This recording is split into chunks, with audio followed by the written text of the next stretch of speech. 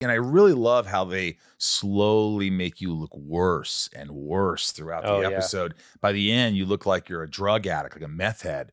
And I really loved the look. I loved your kind of distraught that you just sense that you were on edge and you weren't together. And I loved it. Your performance and the makeup and everything really shined. That was important. Yeah, I think this is a shout out to Natalie, who I do remember later on in the episode, I'm sweating. And I remember being on set and her, I was kind of thinking about what I'm doing. And she just like hits me with the spritzer. And I was like, what are you doing? And she's like, well, in the scene, there's a progression to, and I was like, oh, great idea.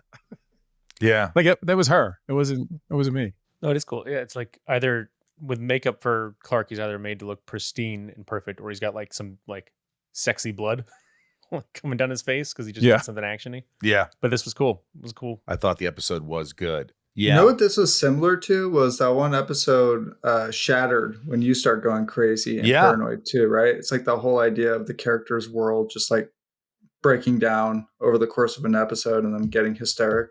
Tom, I think this might be one of your best episodes. Like when I watched it, I was just like, everything about it. I believe that you were out of control. And I think this was a strong performance.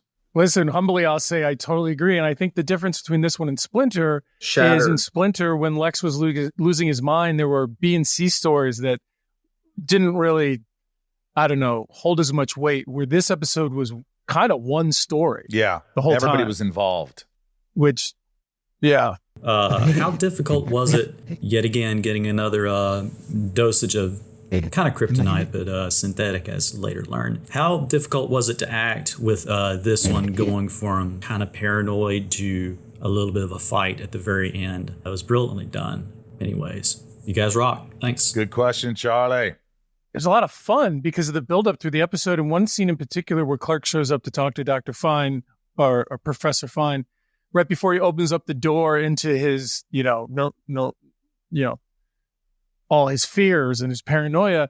I really liked the way that Clark was just so impatient, and he was kind of like blinking a lot and sort of just twitching. And because normally when Clark goes to see Professor Fine, he's very patient and sort of, asking questions, where this time he shows up and he's like, give me the information right now. I don't have time for this, the kind of thing. And that was, it's always fun when you can play your character with a different agenda and energy. I loved it.